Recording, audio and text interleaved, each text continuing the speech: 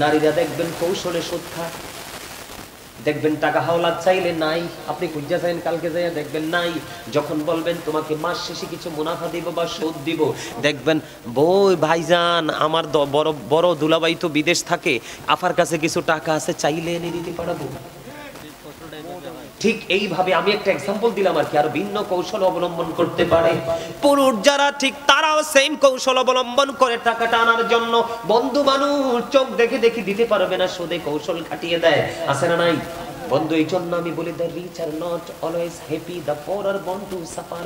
গরিবের দিকে তাকাইলে বলবো গরিবরা জন্মগ্রহণ করেছে দুঃখ ভোগের জন্য, আর the rich are not always happy, ধনীরা সব সময় সুখী নয়। কারণ দুনিয়ার ধনী অভিশপ্ত ম্যাক্সিমাম, কিন্তু আখেরাতের ধনী অলওয়েজ হ্যাপি, সব সময় সুখী। বন্ধুরে আমার, আমার নবী বললেন জিব্রাইল এই যে ঘরের মতো বড় বড় পেটওয়ালা মানুষেরা কারা রে?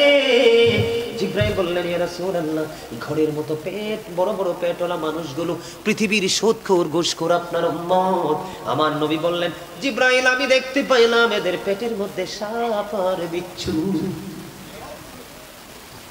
জোরে কন্যা নাউজুবিল্লাহ। ভয়ঙ্কর হবে জাহান্নামীদেরকে পোড়ানোর জন্য যেই বন্ধু আগুন বরাদ্দ করে রেখেছে। আপনারা তো জানেন না, যারা কাফের হয়ে যাবে মুসলমানের পরেও, তারা দাড়ি ছবি সুরতে মুসলমান হওয়ার পরেও তাদের কর্মকাণ্ডে কাফের হয়ে যায়, আছেন অনেক। কথা বলেন না কেন? বন্ধু এরকম হবে, কাফের যারা হবে তাদের জন্য ভয়ঙ্কর যে প্রথম স্টেপ কবর। এই কবরের মধ্যে কম পক্ষে 99টা সাপ কন্টিনিউ সবল মারবে। হাদিস শরীফের মধ্যে এসেছে একটা সাপ যদি পৃথিবীর দিকে মুখটা করে যদি একটা বার নিঃশ্বাস পালায়, গোটা পৃথিবীর মাটিটা বন্ধু বিষাক্ত হয়ে যাবে। কিয়ামত পর্যন্ত পৃথিবীতে কোনো শস্য জন্ম হবে না। ওই যে বলেছি বন্ধু, যাদেরকে আগুনের এক জোড়া জুতা পরিয়ে দেওয়া হবে, কবর থেকে তাদের একটা হাড়ের মধ্য থেকে আরেকটা হাড়ের মধ্যে ঢুকে যাবে। ওই সমস্ত মানুষগুলোর জন্য আরেকটা খাবার বরাদ্দ আছে। আল্লাহ রাব্বুল আলামিন বলেছেন ওই খাবারটার নাম হলো বন্ধু তিনাতুল খাবাল। এটা হাদিস শরীফের মধ্যে এসেছে, যেটা হলো আরেকটা জাহান্নামীর নিংড়ানো রক্ত অথবা পুঁজ। বন্ধু আরেকটা খাবার হলো, সেটার নাম কোরআনে এসেছে জাক্কুম। জাক্কুমটা এতটা ভয়ঙ্কর, আজকে যদি এই সৌবিপুরের জমিনে একটা ফোঁটা, এই মুহূর্তে যদি এই সৌবিপুরের জমিনে একটা ফোঁটা জাক্কুম যদি বন্ধু পড়ে রে, কিয়ামত পর্যন্ত এই মাটিতে কারো কোনো সাধ্য নাই কোনো শস্য ফলাবে। বন্ধু যদি কোনো শস্য জন্ম না হয়, পৃথিবীর কোনো প্রাণী বাঁচতে পারবে না। পৃথিবীর কোনো প্রাণী যদি বেঁচে না থাকে, তাহলে পৃথিবীর কোনো দরকার নেই। বলে হুজুর তাহলে এত অন্যায় অপরাধ হচ্ছে, কোনো রিঅ্যাকশন কেন হচ্ছে না? আল্লাহর হাবিব যখন পৃথিবী ছেড়ে চলে যাবে, আজরাইল যখন আসলেন আল্লাহর হাবিবের প্রাণ পাখি নিতে, আয়েশা নবীকে সালাম দিয়ে বললেন ইয়া রাসূলুল্লাহ, আল্লাহ বলেছে আপনি যদি রাজি থাকেন, আপনার যদি সম্মতি থাকে, আজকে আপনাকে চলে যেতে হবে। জোরে জোরে কন্যা সুবহানাল্লাহ। আপনার আমার ক্ষেত্রে এরকম বলবেনই ফেরেশতা? হ্যাঁ, আয়েশাই তো খাবলা দিয়ে নিয়ে যাবে, জাস্ট টাইম, নো কমপ্লেইন। ঠিক না? ঠিক। নবীকে যখন বললেন, নবীজি বললেন আল্লাহ যেমনে চায় আমি এমনি রাজি। সুবহানাল্লাহ কোন, কারণ বন্ধু তো কি, এক বন্ধু তো আরেক বন্ধুকে কষ্ট দিতে পারে না। এক বন্ধুর সাথে আরেক বন্ধু প্রেমের দিক দিয়ে মিশে গেছেন, ঠিক কেন বলেন না? বন্ধু আমি আপনাদেরকে বলি, আল্লাহর হাবিব চলে যাওয়ার আগে আজরাইলকে বললেন, আজরাইল আমার চলে যাওয়ার আগে কিছু শর্ত আছে। কয় শর্ত কি? আমাকে তোমার ফয়সালা দিতে হবে। আমি যদি পৃথিবী ছেড়ে চলে যাই, আমার উম্মতগুলো একা হয়ে যাবে, দায়িত্ব নিবে কে? আল্লাহ রাব্বুল আলামিন জিব্রাইলের মাধ্যমে খবর জানিয়ে দিলেন, জিব্রাইল আমার হাবিবকে জানিয়ে দাও, আমি আমার হাবিবের উম্মতের দায়িত্ব আমি আল্লাহ নিজেই নিয়ে নিলাম। এই জন্য আমাদের মর্যাদা এত বেশি আখিরি নবীর উম্মত হওয়ার কারণে। বন্ধু আমি আপনাদেরকে বলি, কাফেরদের জন্য আরো ভয়ঙ্কর শাস্তি। একদিকে 99 সাপ, বিষাক্ত সাপ কন্টিনিউ কি করবে? কামড় দিতে থাকবে, কিন্তু বাঁচতেও পারবে না, মরতেও পারবে না, পালাতেও পারবে না। সৌদ নামক একটা পাহাড় আছে, জাহান্নামের মধ্যে উঠতে লাগবে 70 বছর। কত বছর? উঠতে লাগবে 70 বছর, নামতে লাগবে তেমন। এইভাবে তার সাজাটা বন্ধ বহাল থাকবে। আপনারা দেখবেন, আমার দিকে তাকান, আপনারা দেখবেন অনেক দূরে ভ্রমণে যান না, হাইওয়ে রোড দিয়ে, মানে বিশ্ব রোড দিয়ে যাওয়ার সময় দেখবেন অনেক বেশি রৌদ্র যখন পড়ে, আপনারা নজর দিয়ে দেখবেন সামনে যদি বসেন গাড়ির, মনে করবেন যেন রাস্তার উপর পানি। দেখা যায় কিনা? হাদিস শরীফের মধ্যে সমাধান এসেছে, আল্লাহর হাবিব বলে দিয়েছেন, ওই যে অনেক বেশি তীব্র রৌদ্র থাকার পরে তোমরা যখন দেখবা রাস্তার উপর, পিচ ঢালা রাস্তার উপর, মনে হবে দূরে যেন পানি, যাইয়া দেখবা আসলে পানি নাই, এটা ধোঁকা। যারা কাফের বেঈমান মুশরিক তাদের অবস্থা হবে তেমন। তারা মনে করে যাবে পানি দেখে খাইতে যাবে, আসলে যাইয়া দেখবে কিছুই নাই। আর মুমিন যারা, তাদের জন্য অটো সব বরাদ্দ থাকবে। বন্ধুরে আমার, আমি আপনাদেরকে কেমন করে বলবো, এই যে জাক্ষণ নামক খাবারটা জাহান্নামীদের জন্য বরাদ্দ করা আছে, মুখের সামনে নিতে দেরি দাঁতগুলো ঝরে পড়ে যাবে, পেটের মধ্যে একটা অংশ বা একটা সরিষা পরিমাণ ঢুকতে দেরি, ভিতরের দিক দিয়ে সবগুলো বন্ধু লিকুইড হয়ে বের হয়ে যাবে। ও বন্ধু, তুমি কিন্তু সব উপলব্ধি করতে পারবে, যন্ত্রণা কষ্ট সহ্য করার মতো কোনো পরিবেশ থাকবে না, কারো কাছে শেয়ারও করতে পারবা না, বাঁচতেও পারবা না, মরতেও পারবা না, পালাতেও পারবা না। তখন কি করবা? এই পৃথিবীর বুকে কাজ করতে করতে যখন তুমি ক্লান্ত হয়ে যাও, পরিশ্রান্ত হয়ে যাও, তোমার পানি তৃষ্ণা লাগে, টিউবওয়েল অথবা মোটর থেকে যখন সাথে সাথে এনে দেয়, তোমার তৃপ্তি আসে না, ফ্রিজিং করা আছে পানি, আইস হয়ে গেছে, ঠিক কিনা বলেন? অনেক বেশি ঠান্ডা পানি যখন একটু যুক্ত করে দিবে, তখন তোমার ভালো লাগবে, অনেক বেশি পান করতে পারবা, ঠিক না? বন্ধুরে আমার, জাহান্নামী যারা, পাপী যারা, অপরাধী যারা, দু চোখ খুললে শুধু চারপাশে অপরাধী দেখা যায়, অন্যায়কারী দেখা যায়, ভালো মানুষের সংখ্যা একেবারে কম। বন্ধু, ওই পাপী মানুষগুলো পানি যখন খাইতে চাইবে, উত্তপ্ত গরম পানি তাকে খাইতে দেওয়া হবে অথবা তার মাথা দিয়ে ঢেলে দেওয়া হবে। ও বন্ধু, সহ্য করতে পারবা না, পৃথিবীর গরম পানির মতো ওইটা হবে না। নাউজুবিল্লাহ বলেন না?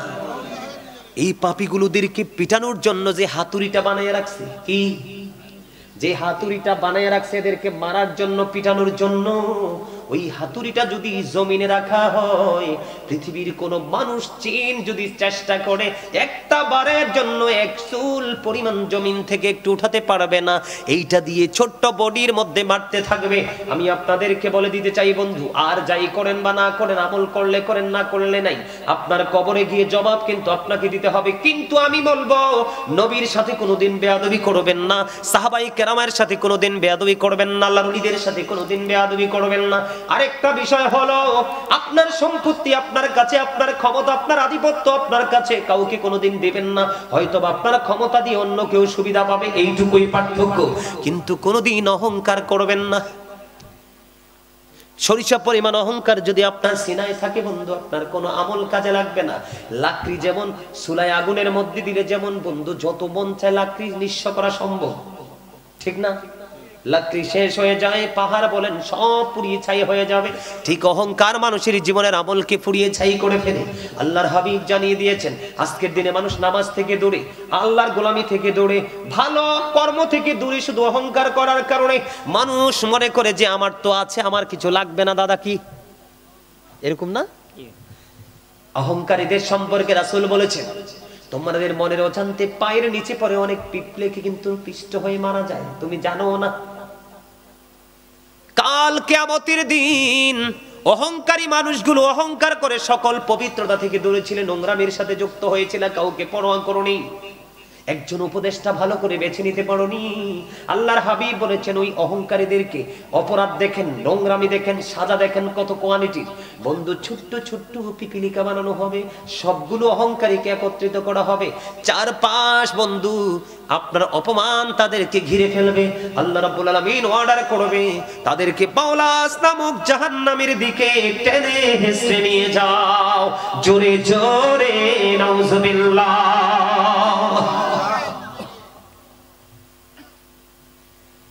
আমরা হচ্ছে মানুষ, শ্রেষ্ঠ, সৃষ্টির শ্রেষ্ঠ, আর এই মানুষকে ছোট্ট পিপিলিকা বানানো হবে শুধু একটু চিন্তার অবনতির কারণে। অহংকার মানিক তো চিন্তা না, একটা ভাবনা না? কথা বলেন না আপনারা? অহংকার মানি তো আপনার একটা কি ভাব তো। আরে ও সুন্দর না, আমি সুন্দর, অহংকার। এই আমার দাদা যে চাদরটা পরছে, এই দাদার চাদরটা বালা না, আমারটা বালা, অহংকার। আরে এই যে পাঞ্জাবিটা পরছে, ওর পাঞ্জাবিটা পুরান, আমারটা নতুন, অহংকার। আল্লাহ সুন্দর, তিনি সুন্দরকে পছন্দ করেন, কিন্তু তোমার সুন্দরকে যখন কম্পেয়ার করতে গিয়ে আরেকজনের সাথে তাকে তুমি নিচু ভাবনা নিয়ে তার দিকে দৃষ্টি দিবে, এটাই অহংকার। আজকে আমাদের বাংলাদেশ ধ্বংসের দিকে ধীরে ধীরে চলে যাচ্ছে, শুধু একক আধিপত্য বিস্তার করার যে মানসিকতা, এই মানসিকতা আমাদেরকে আজকে ধ্বংস করে দিচ্ছে। জোরে জোরে কন্যা নাউজুবিল্লাহ, আরো জোরে বলেন নাউজুবিল্লাহ। আপনারা কি আমার কথাগুলো বুঝতে পারছেন? আরো জোরে বলেন, বুঝতে পারছেন? সম্মানিত উপস্থিতি, আপনাদের সমাজে কি সুদ খাওয়ার মানুষ আছে? নাউজুবিল্লাহ কইতাম। শোনেন, যারা সুদ খায়, যে ব্যক্তি সুদের মাধ্যমে 1টি টাকা উপার্জন করলো, সে যেন তার মায়ের সাথে 36 বার জিনা করলো। যিনি সুদ খাইলো তিনি যেন তার মাকে বিবাহ করলো। যিনি সুদ খায়, যিনি সুদ দেয়, যিনি সুদের স্ট্যাম্প লেখে, যিনি সুদের টাকা কালেকশন করতে নিয়োজিত কর্মী থাকেন, সবার একই রকম পাপ। আমার নবীজি যে মেরাজে গিয়েছিলেন, আপনারা সবাই বিশ্বাস করেন না? এটা কথা বলে না। কে কে বিশ্বাস করেন রাসূলের মেরাজকে? হাত তোলেন, 2 হাত তুলে দেখান। সবাই তুলে না, ওই যে হাত বুকে নিয়ে বসে রয়েছে। নারায়ে তাকবীর। হাত নামান, হাত নামান। ইউ আর ভেরি উইক, আপনার অত্যন্ত দুর্বল। এই দুর্বলতা থেকে বেরিয়ে আসতে হবে। শুধু হাল চাষ করলে হবে না, নদীতে মাছ ধরলে হবে না, ছেলেকে বিদেশ পাঠালে হবে না, কিছু টাকা অ্যাডজাস্ট করে একত্রিত করে বাড়িতে বিল্ডিং বানালে হবে না। আপনাকে পৃথিবীর বিল্ডিং এর পাশাপাশি ওই যে বর্জকি জীবনের বিল্ডিংটাও তৈরি করতে হবে। আমি কি একটু বলবো সুদ নিয়ে? অনেক সময় আমরা স্বপ্ন দেখি না, কথা বলে না। আমরা অনেক সময় স্বপ্ন দেখি না। কোনো কোনো মানুষের জীবন এটা হয় সত্যি একটা স্বপ্ন, আর কোনো কোনো মানুষের জীবন এটা হয় সত্যি একটা দুঃস্বপ্ন। এটা আমাদের ক্ষেত্রে, কিন্তু আল্লাহর হাবিবের ক্ষেত্রে, আল্লাহ রাসূল নবী রাসূলদের ক্ষেত্রে এটা কখনোই ভুল হয় না। আমার নবীজি একদিন সাহাবাই কেরামদের সাথে আলাপ আলোচনা শুরু করতে গিয়ে এক পর্যায়ে বললেন, আজকে কি তোমরা কি স্বপ্ন দেখেছো? ইয়া রাসূলুল্লাহ, আমরা কি স্বপ্ন দেখিনি। নবীজি বলে, আমি একটা সুন্দর স্বপ্ন দেখেছি, তোমরা চাইলে তোমাদের সামনে এটা উপস্থাপন করবো। অনেক লম্বা, কিন্তু হাদিস শরীফটা কমপক্ষে ব্যাখ্যা করতে আমার 1 থেকে 1.5 ঘন্টা লাগবে, শুধু একটা হাদিস শরীফ। এত চমৎকার, কিন্তু আমি সেদিকে করে শুধু একটা পয়েন্ট তুলে ধরবো। আল্লাহর হাবিব বলতেছেন, আমার কাছে 2জন ফেরেশতা আসলেন। মাঝখান দিয়ে একটা অপশন তুলে ধরছি আর কি, যে আমার কাছে 2জন ফেরেশতা আসলেন, এসে বললেন, ইয়া রাসূলুল্লাহ, চলুন আমরা একটু ঘুরে আসি। আল্লাহর হাবিব স্বপ্নে দেখতেছেন। নবীজি স্বপ্ন তো যেমন তেমন নয়, এটা হলো ওই যে আমার ভাই বলেছেন, এটা হলো ওহী। এইভাবে আল্লাহর হাবিবের কাছে কোরআন এসেছেন, বিভিন্ন সবকিছু এসেছেন, আর আমরা সাহাবায়ে কেরাম, তাবিঈন, তাবিঈদের মধ্যে ধীরে ধীরে স্টেপ বাই স্টেপ আমরা পেয়েছি। আল্লাহর হাবিব ভ্রমণ করতে করতে অনেক জিনিস তিনি পরিদর্শন করলেন। এর মধ্যে হঠাৎ করে দেখতে পাইলেন একটা জায়গা। আল্লাহর হাবিব বললেন, আমি দেখতে পেলাম একটা রক্তের নদী। কিসের নদী? একটা রক্তের নদী, ব্লাড। এই রক্তের নদীর মধ্যে আমি দেখতে পাইলাম একটা লোক, মানে নদীটার মাঝখান থেকে সাঁতার কেটে কেটে কুলের দিকে আসতে চায়, কিন্তু সে যখনই কাছাকাছি আসে আমি দেখতে পাইলাম আরেকজন লোক তাকে খালি পাথর মারতেছে, সেজন্য কুলে আসতে না পারে, পারে আসতে না পারে। সে এদিক দিয়ে আসতে চায়, এদিক দিয়ে পাথর মারতেছে, ওদিক দিয়ে আসতে চায়, তাকে পাথর মারতেছে। আমার নবীজি বন্ধু ফেরেশতাদেরকে বললেন, তোমরা বলো না ওই মানুষটা কে রে? এবার ওই ফেরেশতারা ডেকে ডেকে বললেন, ইয়া রাসূলুল্লাহ, ইয়া হাবিবাল্লাহ, নবী গো, ও প্রাণের নবী, ওই যে লোকটা দেখতে পেয়েছেন, এই লোকটা আপনার নামদারি একজন উম্মত, দুনিয়ায় জীবন বড় টাকার নেশায় শুধু সুদ আর ঘুষ খেয়েছে। জোরে জোরে নাউজুবিল্লাহ। হুজুর, হুজুর গো, রক্তের নদীতে কেন থাকবে গো? রক্তের নদীর সাথে তার সদের কি সম্পৃক্ততা? আমি আপনাদেরকে যদি আমার ব্যক্তিগত বিবেচনা দেখে একটু এক্সপ্লেইন করি, ব্যাখ্যা করি বন্ধু, আমি আপনাদেরকে বলে দিতে চাই, আপনি দেখেন মানুষের রক্ত কণা তৈরি হয় কি থেকে? খাবার থেকে। কি থেকে? খাবার থেকে। টাকাগুলো যদি হালাল হয়, বাজারটাও হালাল। আর বাজারটা যদি হালাল হয়, খাওয়াটাও হালাল। খাওয়াটা যদি হালাল হয়, বডিটাও হালাল, রক্তটাও হালাল। আর খাবার যদি হারাম হয় বন্ধু, রক্তটাও হারাম। আপনি সত্য খাইলেন না, কত নিঃস্ব মানুষের কৌশলে তার বডিটার দেহটা, জীবনটার রক্তটা আপনি চষে নিয়েছেন। নাউজুবিল্লাহ বলেন না। আমার জীবনে দেখেছি বন্ধু, একটা রিকশার মালিক বন্ধু সুদ বিপদে পড়ে সুদের তার রিকশা শেষ হয়ে গেছে। কিছুদিন আগে আমাদের এলাকায় একজন লোক মৃত্যুবরণ করেছে বন্ধু, শুধু মানুষকে সুদ দিতে দিতে দিতে দিতে নিঃস্ব হয়ে কবরে গেছে। জোরে জোরে কন্যা নাউজুবিল্লাহ। সুদ খাওয়া পাষাণ মানুষগুলোর হৃদয়ে গলল না, একটি টাকা বন্ধু ছাড়তো দিল না। ধীরে ধীরে লোকটা নিঃস্ব হয়ে কবরে চলে গেল বন্ধু, পুরো সংসারটা ছিন্ন হয়ে গেল। ও বন্ধু, আমি আপনাদেরকে এই কারণে বলছি, রক্ত যদি নির্দিষ্ট সময়ে পেয়ার হয়ে যায় বন্ধু, দুর্গন্ধে রক্তের কাছে থাকা যায় না। আমি আপনাদেরকে ওয়াজ করে যাই, আবার সামনে বেশি দিন নাই, কুরবানির ঈদ আসতেছে। আপনারা শুধু পরীক্ষা করবেন, আপনাদের পশুর যে রক্তটা জবাই করে একটা পাতিলের মধ্যে রেখে দিবেন, দেখবেন 2 দিন পরে আপনি না, আপনার পুরো পরিবার, আপনার পুরো বাড়ি বন্ধু অসুস্থ হয়ে যাবে গন্ধের কারণে। ও বন্ধু, ওই সুদখোর কন্টিনিউ রক্তের নদীর মধ্যে সাঁতার কাটে রে, সেই দুর্গন্ধযুক্ত পরিবেশ থেকে বাঁচতে চায়। আল্লাহর হাবিব বলেছে বাঁচতে পারে না, আসতে চাইলেই তাকে পাথর নিক্ষেপ করে, আসতে চাইলেই তাকে পাথর নিক্ষেপ করে, বাঁচার কোনো সুযোগ নেই। এই সুদখোর, এই জন্য তার এই সাজাটা বহাল রইল। আপনার আমার প্রাণের নবী যখন মেরাজে গেলেন, যাওয়ার পরে জাহান্নামের মধ্যে তাকিয়ে দেখলেন এক একটা মানুষের পেট এক একটা ঘড়ের মতো বড় বড়। ওই জাহান্নামের মধ্যে সবচেয়ে বেশি আমার নবী দেখেছে বড় লোক আর মহিলা।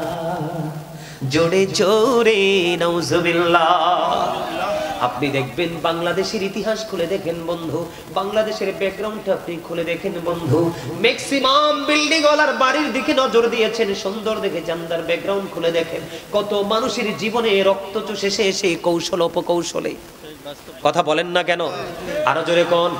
ওই অসভ্য মানুষগুলো সমাজাধিপত্য বিস্তার করে লাঠিয়াল বাহিনী তৈরি করে নিরহ মানুষের রক্ত চুষে চুষে পাহাড় গড়ে তোলা টাকার, কিন্তু জানে না আমি যেই মাটির মধ্যে দাঁড়িয়ে এত বড় গাছ হয়েছি, সেই মাটি হলো আমার চারপাশের দুস্থ মানুষগুলো। কারণ গরিব না থাকলে বড় লোকের সম্মান নাই, মূর্খ না থাকলে শিক্ষিত জাতির মর্যাদা নাই, সমাজের মধ্যে অসৎ মানুষ না থাকলে ভালো মানুষ চিনা যায় না। ও বন্ধু, মসজিদের সমাজের মধ্যে যদি হক্কানি কোনো ভালো আলেম না থাকে, সমাজ থেকে নষ্টামি দূর করা যায় না। কথা বলেন না কেন? আমার নবীজি দেখলেন এক একটা মানুষের পেট এক একটা ঘড়ের মতো বড় বড়, এর মধ্যে নারী এবং বড় লোক বেশি। বলে হুজুর কেন গো? নারীরা দেখবেন কৌশলে সুদ খায়, দেখবেন টাকা হাওলাত চাইলে নাই, আপনি খুঁজা চাইলেন কালকে যাইয়া দেখবেন নাই। যখন বলবেন তোমাকে মাস শেষে কিছু মুনাফা দিব বা সুদ দিব, দেখবেন বই ভাইজান আমার বড় বড় দুলাভাই তো বিদেশ থাকে, আফার কাছে কিছু টাকা আছে, চাইলে এনে দিতে পারবো।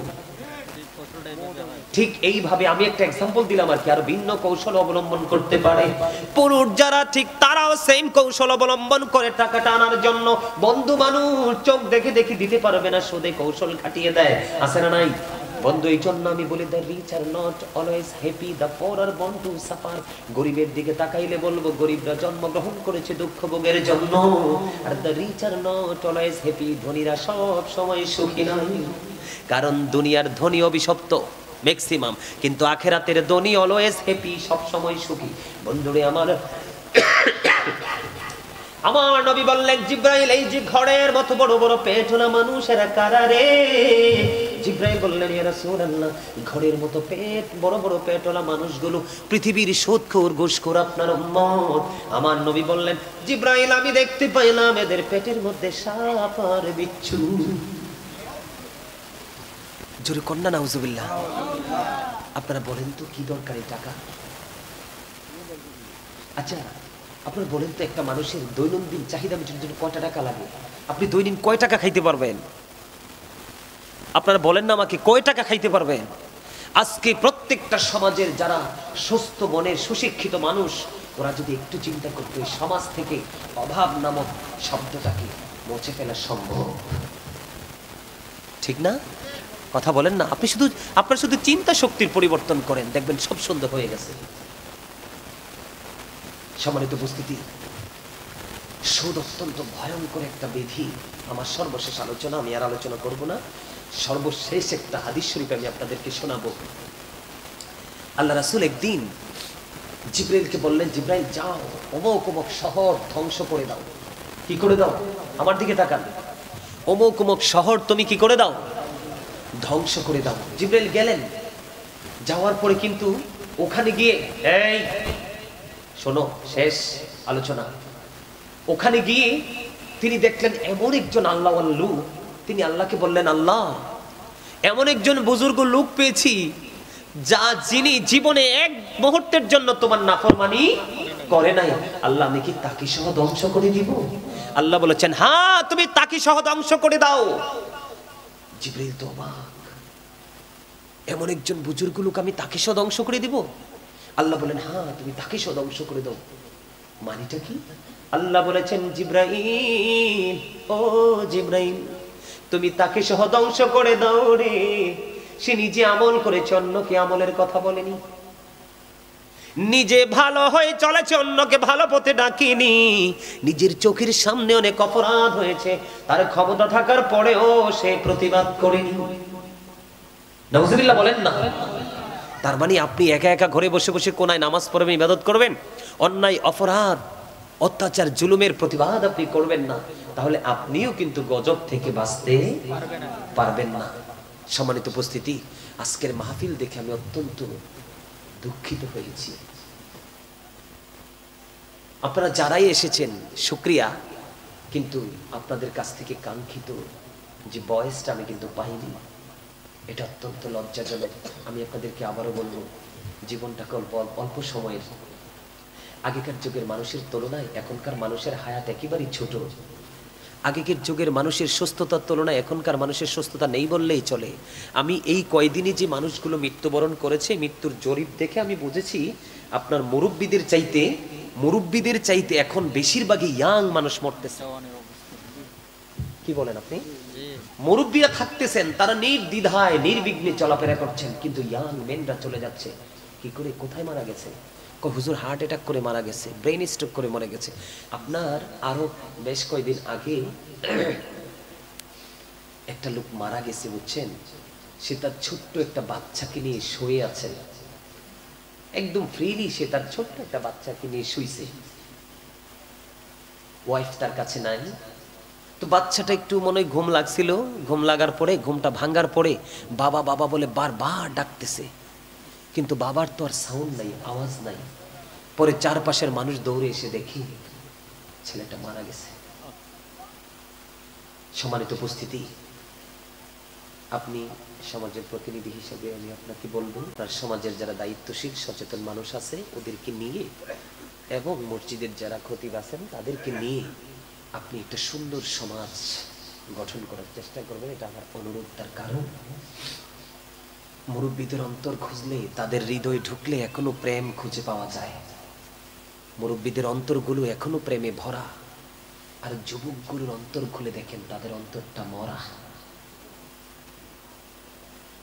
মুরব্বীদের অন্তর আল্লাহ রাসূলের ভালোবাসায় ভরা, যুবকদের অন্তর হিংসা, নোংরামি আর আত্মগরিমায় ভরা। তবে সব যুবক না, কিছু যুবক আছে ব্যতিক্রম। আমার বাসার সামনে একটা যুবক আছে, তোরা দেখোস নি রে?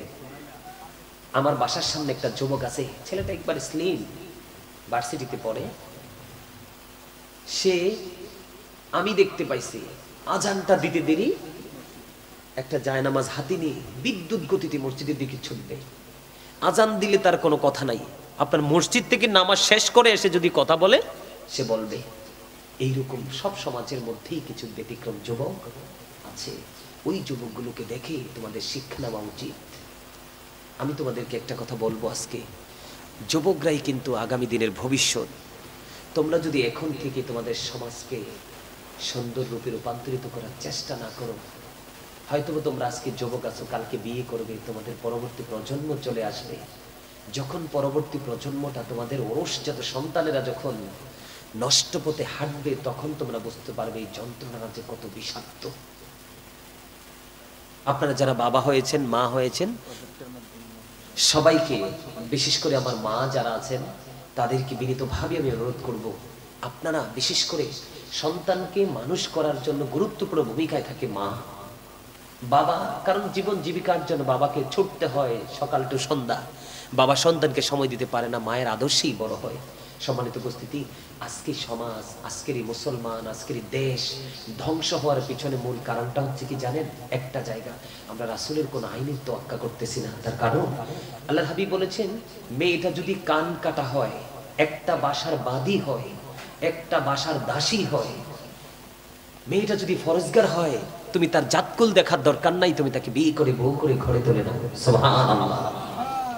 আর মেয়েটা যদি অপূর্ব সুন্দরী হয়, অসভ্য হয়, বেয়াদব হয়, ইসলামী রঙে রঙিন না হয়, বাদশার ঘরের বেটিও যদি হয়, তুমি তাকে ঘরে তুলে এনো না। কারণ এটা হলো কি, পরবর্তী জেনারেশনকে আনার যে স্থান হচ্ছে এটা। কি আপনারা আমার কথা বুঝেন না?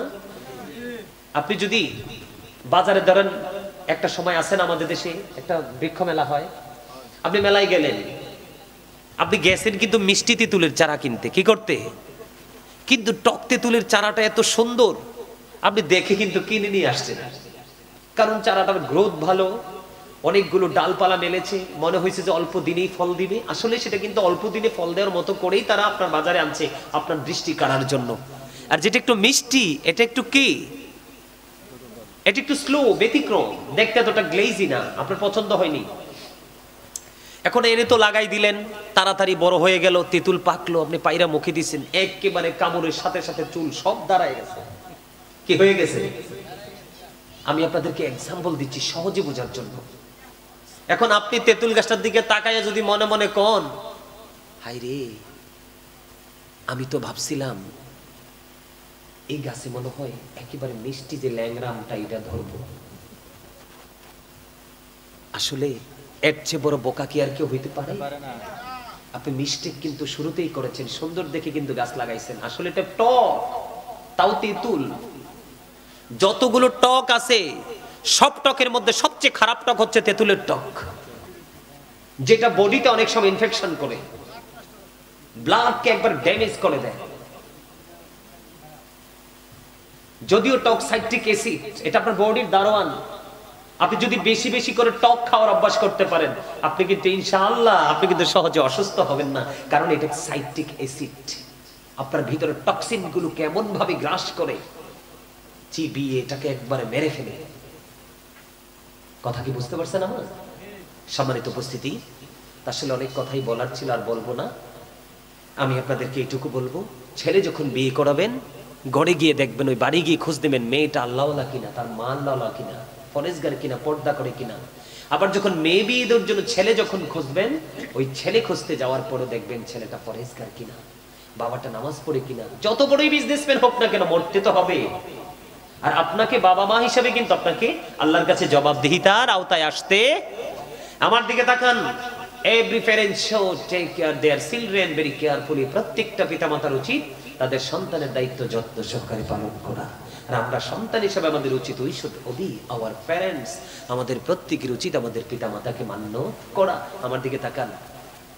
আল্লাহ রাসূল বলেছেন, আদিবু আওলাদাকুম আলা থালাতি খিসালিন হুব্বি নবীকুম ওয়া হুব্বি আহলি বাইতিহি ওয়া আলা কিরাআতিল কুরআন।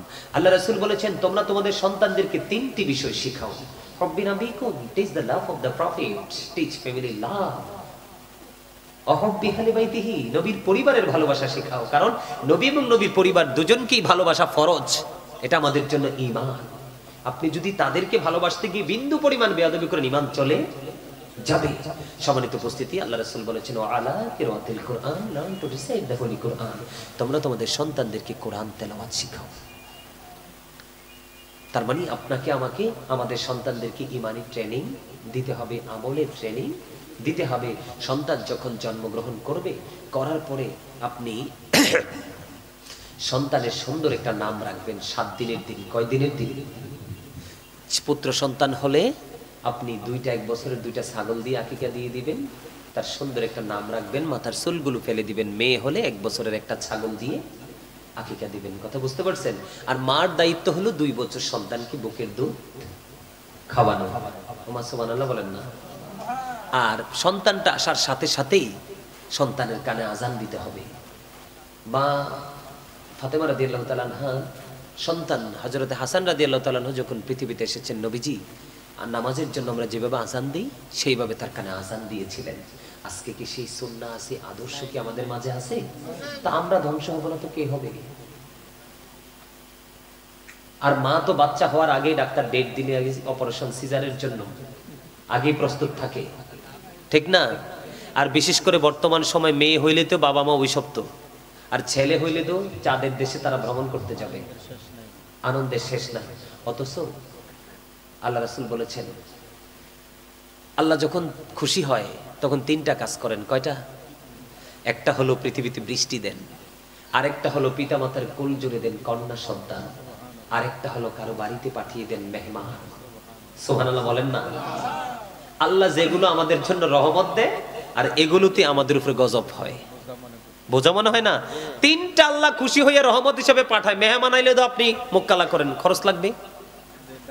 কন্যা সন্তান হইলে তো আপনার মাথায় তো ছাড়ছে আল্লাহ রে 5 লাখ বরাদ্দ। আরে ভাই 5 লাখ কি তোমার জোগানের ক্ষমতা আছে? নি দিবে কে? এটা রহমত, তুমি বেজার হয়ে গেছো। তোমার বাড়িতে মেহমান আসছে, তোমার বরকত আল্লাহ পাঠাই দিছে, রহমত, তুমি রাগ হয়ে গেছো। বৃষ্টি দিছে, বৃষ্টি না হলে পৃথিবীর মাটি হয়ে যাবে, কোনো বৃক্ষ জন্ম হবে না, পৃথিবীর তাপের কারণে মানুষ বাঁচতে পারবে না, কোনো প্রাণী বাঁচতে পারবে না। বৃষ্টি একদিনে যাবে, 2 দিনে লোক আল্লাহ আসমানটাকে ছিদ্র হয়ে গেল। কিন্তু আসলে তো আসমান ছিদ্র হইয়া বৃষ্টি আসে না, এক একটা বৃষ্টির ফোঁটা এক একটা ফেরেশতা পৃথিবীতে নিয়ে আসে। সম্মানিত উপস্থিতি, এই জন্য বলছি আপনারা একটু সচেতনভাবে জীবনযাপন করবেন, 5 ওয়াক্ত নামাজ পড়বেন, হালাল পথে রোজগার করবেন, বেশি বেশি করে পরকাল নিয়ে চিন্তা করবেন। কারণ পরকালের চিন্তা যার সিনায় নাই তার কাছে কোনো ভালো মন্দ আগুন পানি নেই। সম্মানিত উপস্থিতি, আর আলোচনা করব না, তাবারুক আছে রে। তাহলে আমি একটু রাসূলকে দাঁড়িয়ে সালাম দিব। আপনারা সালাম যখন দিতে যাব আপনারা সবাই কাতারবদ্ধ হয়ে যাবেন। কি হয়ে যাবেন? খিচুড়ি কি তাবারুক? এই বিরিয়ানি না খিচুড়ি? ওই বিরিয়ানি নিয়ে, বিরিয়ানি তেল হাতে হাতে দিবে। আপনারা সবাই এই তোমরা ভিতরে চলে আসো না, আপনারা সবাই কাতারবদ্ধ হয়ে যাবেন নিজ নিজ দায়িত্বে। তারপরে আপনারা বসলে তারপরে